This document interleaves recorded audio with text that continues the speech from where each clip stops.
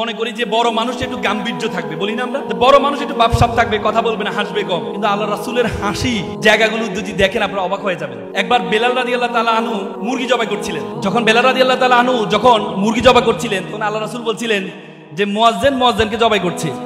সবাই তো অবাক, কি মুয়াজ্জিনকে জবাই করছে। তখন আবার রাসূল বলছে, তোমরা বুঝো নাই, ও দেখো বেলাল মুরগি জবাই করছে। মুরগিও তো সকালে কক কক করে মুয়াজ্জিনের মতো মানুষকে ঘুম থেকে উঠায়, নামাজের জন্য জাগায়। তো মুয়াজ্জিনের কাজ হচ্ছে নামাজের জন্য জাগানো। তো আল্লাহ রাসূল চমৎকার করে বলছিলেন যে মুয়াজ্জিনকে জবাই করছে। কত সুন্দর হাস্যোজ্জ্বল। একবার একটা বিদ্যা আসছে, ইয়া রাসূলুল্লাহ আমার জন্য একটু দোয়া করেন, আমি যেন জান্নাতে যাই। আল্লাহ রাসূল বলছে, আপনি তো কোনো বিদ্যা তো জান্নাতে যাবে না। তো বিদ্যা মহিলা তো অবাক হয়ে গেলেন, কি আমরা জান্নাতে যাব না? তো ইয়া রাসূলুল্লাহ আপনি কি বললেন?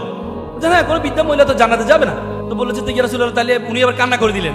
আল্লাহ রাসূল বলছেন, কোনো বিদ্যা জান্নাতে যাবে না, কিন্তু যারা বিদ্যা আছে তারা সবাই যুবক যুবতী হয়ে তারপরে জান্নাতে যাবে। কি সুন্দর কথা, কি হাসি। একবার একটা ভদ্র মহিলা আসে, বলে, ইয়া রাসূলুল্লাহ আমাকে আমি বহন করার জন্য একটা উট যদি আমাকে দিতেন, এটা বহন করার জন্য। বলছি ঠিক আছে, একটা উটের বাচ্চা নিয়ে যাও।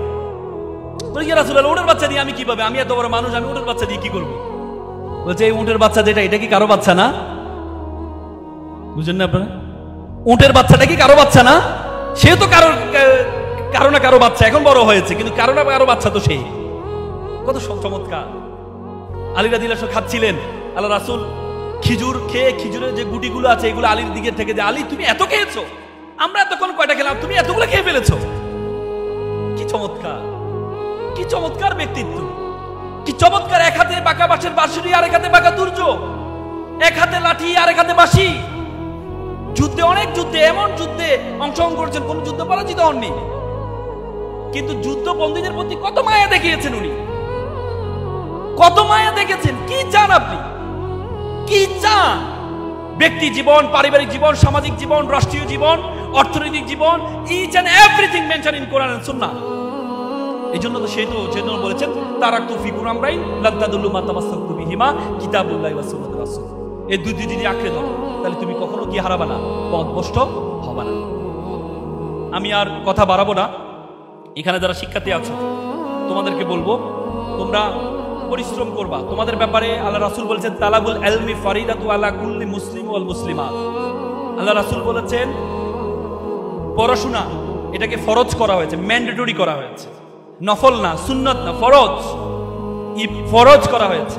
এবং শুধু মুসলিম এবং মুসলিমা, শুধু মুসলিমদের জন্য না, শুধুমাত্র পুরুষদের জন্য, নারীদের জন্য, নারীর অধিকার কে প্রতিষ্ঠা করেছেন?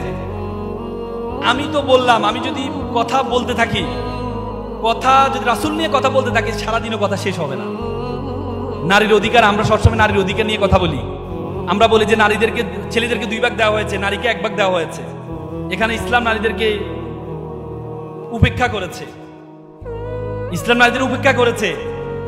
অথচ ইসলাম কেন করছে? ইসলাম মনে রাখবা, ইসলাম একটাকে বলে ইকুয়ালিটি, একটা হচ্ছে ইকুইটি। ইকুয়ালিটি মানে সকলের জন্য সমান, আর ইকুইটি মানে যার জন্য যতটুকু দরকার তাকে ততটুকু দেওয়া। ইসলাম ইকুয়ালিটিতে বিশ্বাস, ইসলাম ইকুইটিতে বিশ্বাসী। ইকুইটি কেমন?